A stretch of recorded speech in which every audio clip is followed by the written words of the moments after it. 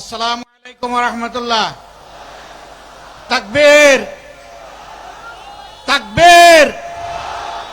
আলহামদুলিল্লাহি রাব্বিল আলামিন ওয়াসসালাতু ওয়াসসালামু আলা রাসূলিহিল কারীম ওয়া আলা আলিহি ওয়া সাহবিহি ওয়া আহলি বাইতি আজমাইন।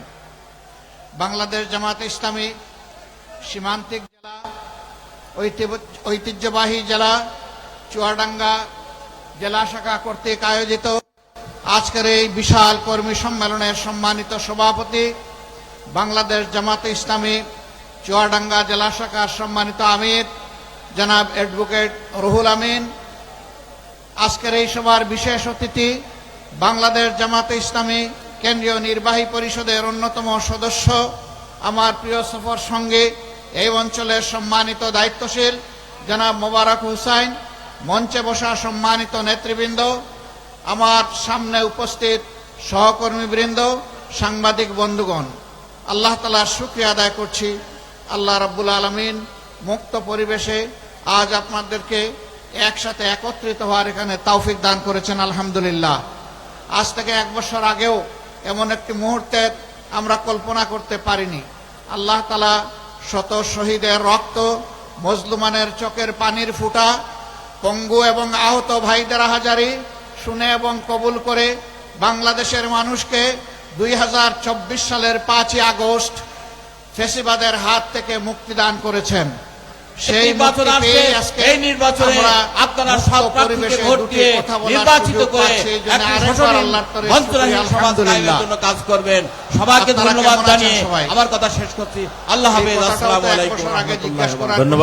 ধন্যবাদ আমাদের শ্রদ্ধাভাজন ব্যক্তিত্ব অনুরাগ মালিককে। উপস্থিত হয়েছেন সম্মানিত প্রিয় ভাইরা, যে যেখানে আছেন, জামাতে ইসলামের দায়িত্বশীলদেরকে পরিবেশে এর আগে কথা বলার সুযোগ পাচ্ছি, আমরা আরেকবার আল্লাহর তরে শুকরিয়া আলহামদুলিল্লাহ পারিনি। এসেছি দরায় দরায়, সবাই কাজ করেছি চুপি চুপি, এই কথা চলে যেতে হয়েছে অত্যন্ত সতর্কতা ছিল না। এখানে চুয়াডাঙ্গা জেলার কর্মীরা উপস্থিত, এই জাতির সমস্ত অধিকার চুয়াডাঙ্গা জেলায় বাংলাদেশ জামাত দায়িত্বশীলদেরকে মন ভরে এর আগে গত 15.5 বছর আমরা দেখতে পারিনি। একটি বাড়িতে, কথা আমের একটা বাড়িতে এসেছি, দফায়টা দুজন মিলে দুপুরে খাবার চুপি চুপি চলে যেতে হয়েছে অত্যন্ত সতর্কতার সাথে। কর্মী ছেলে ইসলামী ছাত্র শিবিরের কর্মী এই জাতিজনকে ধরে অধিকার কেড়ে নিয়েছিল। বাংলাদেশ জামাতে ইসলামীকে শান্তিতে কোথাও দাঁড়াতে দেয়নি। নেত্রকোনায় একটি বাড়িতে, গ্রামের একটা বাড়িতে বাপ বেটা দুইজন মিলে দুপুরের খাবার গ্রহণ করছিলেন। বাবা জামাতে ইসলামীর কর্মী, ছেলে ইসলামী ছাত্র শিবিরের কর্মী, দুইজনকে ধরে নিয়ে তাদের বিরুদ্ধে রাষ্ট্রদ্রোহী মামলা দিল। দুপুরের ভাত খাওয়ার নাম হচ্ছে রাষ্ট্রদ্রোহিতা। সম্মানিত ভাইয়েরা, বিভিন্ন জায়গায় হানা দিত ঘর বাড়িতে। আমাদের ঘরে কি থাকবে? আমাদের ঘরে তো নাচ গানের বই থাকবে না, আমাদের ঘরে থাকবে আল্লাহর কোরআন, আমাদের ঘরে থাকবে রাসূল করিম সাল্লাল্লাহু আলাইহি সাল্লামের হাদিস, আমাদের ঘরে থাকবে ইসলামী জ্ঞান পিপাসার জিজ্ঞাসার বই, আমাদের ঘরে থাকবে বিভিন্ন বিজ্ঞান এবং প্রযুক্তির বই, সাহিত্য থাকবে, ইতিহাস থাকবে। এটাই স্বাভাবিক। বইগুলা তুলে নিয়ে বলতো যে এখানে জঙ্গি বই পাওয়া গেছে। এই জঙ্গি মৌলবাদ কথা বলে বলে গোটা জাতির উপর 15.5 বছর এরা তাণ্ডব চালিয়েছে। স্বাধীনতার পক্ষ এবং বিপক্ষের শক্তিতে দেশকে, জাতিকে বিভক্ত করেছে। বিভিন্ন ধর্মের মধ্যে বিভক্তি টেনে, এই বন্ধুরা, ও বন্ধুরা, ইন্নাল্লাহা মাআস সাবিরিন, এই সাংবাদিক ভাইয়েরা পেশাগত দায়িত্ব পালন করছে, এই সুযোগ দিতে হবে, এই সুযোগ দিতে হবে, এবং সবরের ফল আল্লাহ আপনাদেরকে দান করবেন। অতএব চুপ করে শুনতে থাকেন, যতটুকু পারেন মন ভরে দেখতে থাকেন। হ্যাঁ, বলছিলাম যে এইভাবে জাতির উপর তাণ্ডব চালানো হয়েছিল। এক এক করে আমাদের 11 জন শীর্ষ নেতাকে দুনিয়া থেকে বিদায় করা হয়েছে। হ্যাঁ, বিভিন্ন দলের উপরেই এই নিষ্পেষণ নির্যাতন হয়েছে, কিন্তু বাংলাদেশ জামাতে ইসলামী ছাড়া আর কেউ বলতে পারবেন না যে তাদের নেতাদেরকে তাদের বুক থেকে কেড়ে নেওয়া হয়েছে। আমাদের সবগুলো অফিস পুরাটা সময় জুড়ে 15.5 বছর আমাদেরকে খুলতে দেওয়া হয়নি, বসতে দেওয়া হয়নি, দলীয় কার্যক্রম চালাতে দেওয়া হয়নি, আমাদের অফিসগুলোকে সিলগালা করে রাখা হয়েছিল। এটাও আর কোনো দল বলতে পারবে না। আমাদের নেতৃবৃন্দের বাড়িঘরে বুলডোজার চালিয়ে বাড়িঘরকে ভেঙে তছনছ করে দেওয়া হয়েছে। এইটা অন্য কোনো দলের ক্ষেত্রে ঘটে নাই। সম্মানিত ভাইয়েরা, একমাত্র দল যেই দলের বিরুদ্ধে কায়দা কানুন করে অন্যায়ভাবে জবরদস্তি করে আমাদের দলের নিবন্ধন কেড়ে নিয়েছিল, আর কোন দলের নিবন্ধন কেড়ে নেয় নাই। ছাত্র জনতার অভ্যুত্থানের মুখে, বিপ্লবের মুখে সরকার দিশাহারা হয়ে 1 আগস্ট 2024 সাল আমাদের দলকে নিষিদ্ধ ঘোষণা করেছিল। অন্য কারো দলকে নিষিদ্ধ ঘোষণা করা হয় নাই। তাহলে আপনারাই বলুন, বাংলাদেশের সবচেয়ে বড় মজলুম দল কোনটা? আবার বলেন কোনটা? জামাতে ইসলামী। সম্মানিত ভাইয়েরা, শুধু কয়েকজন নেতার জীবন যায় নাই, আমাদের অসংখ্য কর্মীকে খুন করা হয়েছে, ক্রসফায়ারের নামে দুনিয়া থেকে বিদায় করা হয়েছে, ধরে নিয়ে গুম করা হয়েছে, আমাদের ঘরদুয়ার লুণ্ঠন করা হয়েছে, চাকরি থেকে বিতাড়িত করা হয়েছে, আমাদের জমি থেকে আমাদেরকে তুলে দেওয়া হয়েছে, এমনকি কাউকে কাউকে দেশেও থাকতে দেওয়া হয়নি। আমাদের মনে অনেক দুঃখ ছিল, কিন্তু মহান রব্বুল আলামিন আমাদের কলিজার টুকরা সন্তান ছাত্র যুবকদের তুমুল আন্দোলনের মধ্য দিয়ে আপামর জনগণের সহযোগিতায় আল্লাহ তাআলা ফেসিবাদকে দুনিয়া থেকে বিদায় করেছেন, বাংলাদেশ থেকে বিদায় করেছেন। অ্যাডভোকেট রুহুল আমিন বলেছেন, কবরস্থান, মসজিদ, প্যাগোডা, মন্দির, রাস্তাঘাট, পুল কালভার্ট সবগুলাতে পার্সেন্টেজ বসিয়ে সম্পদ লুণ্ঠন করা হয়েছে। না, সম্পদ লুণ্ঠন করে তারা পালিয়ে গেছে। আমরা আপনাদের বিচারটা দেখতে চাই, কারণ তারা এতটাই অপরাধ করেছে। বহু দেশপ্রেমিক মানুষ, আলিম উলামা, হাফিজ, আইতাম, এদেশের বিরোধী দলের দেশপ্রেমিক নেতা কর্মীদেরকে নির্বিচারে খুন করেছেন, বিচারের নামে প্রহসন করে তাদেরকে দুনিয়া থেকে বিদায় দিয়েছেন। আপনারা তখন বলেছেন আমরা কিছু করি নাই, আদালত সব কিছু করেছে। আমরাও আপনাদেরকে আদালতের কাছে সমঝাতে চাই, আসেন, ফিরে আসেন, এই দেশে আসেন, সৎসাহস থাকলে আসেন। যদি এই দেশ এবং মাটির প্রতি ভালোবাসা থাকে, যদি সত্যি দেশের মানুষকে ভালোবেসে থাকেন, তাহলে একা একা থাকেন না, একা থাকার দুঃখ বড় মুঠা। চলে আসেন, আমাদের কাছে আসেন, আমরা কাশেমপুরে আপনাদেরকে ভালো জায়গা করে দেব। এই কাশেমপুরের ভাত আল্লাহ আমার কপালে জুটায়নি, যদিও আমি বারবার জেলে গিয়েছি।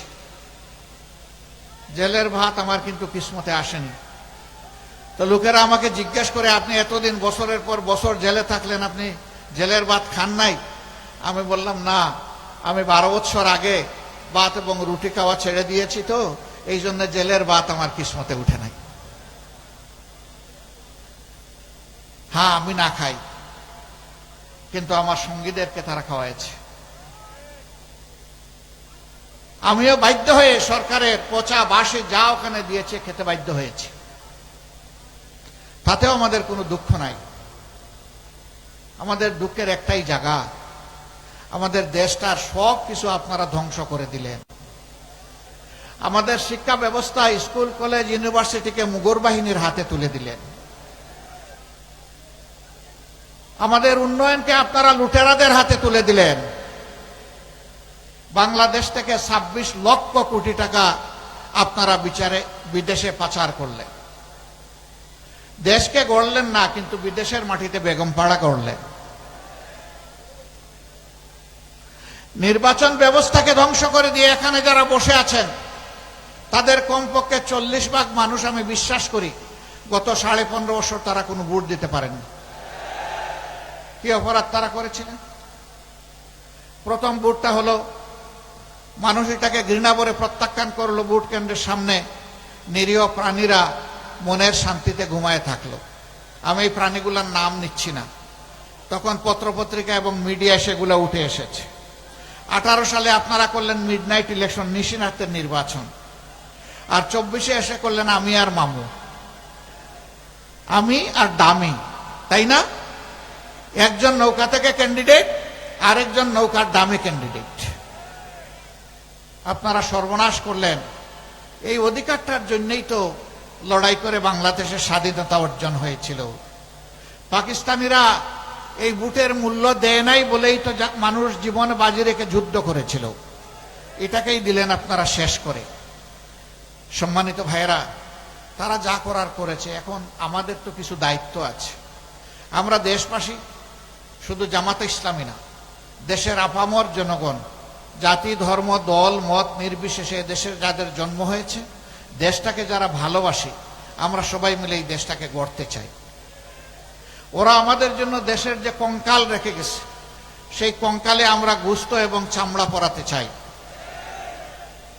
ওরা উন্নয়নের নামে লুটতরাজের মহারাজ্য কায়েম করেছিল, আমরা মানুষকে ইনসাফ ভিত্তিক উন্নয়ন উপহার দিতে চাই। অ্যাডভোকেট রুহুল আমিন বলেছেন, চুয়াডাঙ্গাও বাংলাদেশের একটা জেলা, এখানেও 6টা উপজেলা আছে সম্ভবত, তাই না? হ্যাঁ, 4টা উপজেলা আছে। এটা একটা জেলা। আমরা কোনো কোনো জেলায় দেখি পাবলিক ইউনিভার্সিটি আছে, আবার টেকনোলজিক্যাল ইউনিভার্সিটি আছে, আবার সেখানে মেডিকেল কলেজ আছে, এগ্রো ইউনিভার্সিটি আছে, অনেকগুলা শিক্ষা রেভিনিউ আছে। কিন্তু চুয়াডাঙ্গায় কিছুই নেই। তো চুয়াডাঙ্গা কি অপরাধ করেছে? চুয়াডাঙ্গা কি বাংলাদেশের অংশ নয়? এটা কি 64 জেলার একটা নয়? এই চুয়াডাঙ্গার কি বাংলাদেশের উন্নয়নে কোনো অবদান নেই? এখানকার কৃষকের মাঠে ফলানো শস্য দানা বাংলাদেশের মানুষ খায় না? যদি তা খেয়ে থাকে, তাহলে চুয়াডাঙ্গাকেও তার ন্যায্য অধিকার এবং অংশ দিতে হবে। যে প্রতিষ্ঠানগুলোর কথা এখানে বলা হয়েছে, আমরা বর্তমান সরকারকে বলবো, আপনাদের মেয়াদ যেহেতু দীর্ঘ নয়, সব আপনারা পারবেন না, আগামী একনেকে ইনসাফের কারণে কমপক্ষে একটা প্রতিষ্ঠান এখানে দেন এবং অগ্রাধিকারের ভিত্তিতে একটা মেডিকেল কলেজ দেন। জন্ম নেওয়ার পর সুস্থতার জন্য এটি মানুষের সবচেয়ে বড় প্রয়োজন। 250 বেডের একটা হাসপাতাল আছে, কিন্তু তা মানসম্মত সেবা দিতে পারছে না। হয় সেখানে জনশক্তি অপ্রতুল, নয়তোবা সেখানে যে সমস্ত সুবিধাদি থাকা দরকার সেগুলো নেই। এই জন্য বাধ্য হয়ে এদিকে ওদিকে এই জেলার মানুষকে ছুটতে হয়। অনেক সময় গরিব মানুষ দূরে যেতে পারে না, তাই দুঃখে দুঃখে মৃত্যুর দিকে এগিয়ে যায়। আমরা সরকারের কাছে আহ্বান জানাবো, এই দাবি ন্যায্য দাবি, এই দাবিকে বিবেচনায় নিয়ে আপনারা পদক্ষেপ গ্রহণ করুন। আল্লাহ রাব্বুল আলামিন যদি আমাদের প্রিয় দলকে বাংলাদেশ এবং জাতির খেদমত করার দায়িত্ব দেন, আমাদের দল যদি দেশ পরিচালনার দায়িত্ব পায়, তাহলে আমরা কথা দিচ্ছি যে ন্যায্য দাবিগুলার কথা আমি আমার মুখ দিয়ে বললাম, ইনশাআল্লাহ পর্যায়ক্রমে ইনসাফের কারণেই সেগুলা বাস্তবায়িত হবে। আল্লাহ যদি অন্য কাউকে এই দেশ পরিচালনার দায়িত্ব দেন, তাহলে আপনাদের দাবিগুলো আদায় হওয়া পর্যন্ত আপনাদের হাতের সাথে আমাদের হাতও উঠবে ইনশাআল্লাহ। আপনাদের কণ্ঠের সাথে আমরাও কণ্ঠ মিলিয়ে চিৎকার দিব, এই দাবি বাস্তবায়ন করতে হবে।